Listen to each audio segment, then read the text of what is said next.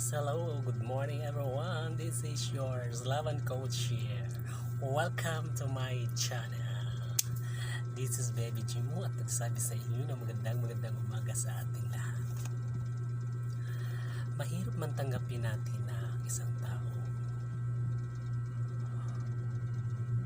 na ayaw na sa atin.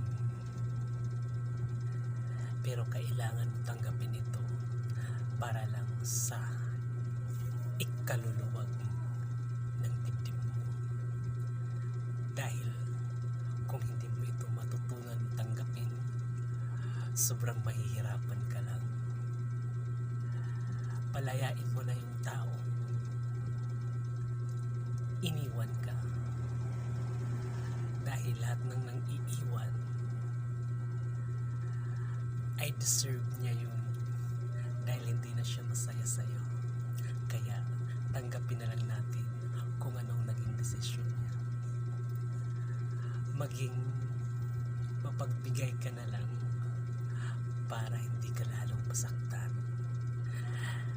Dahil darating din yung araw.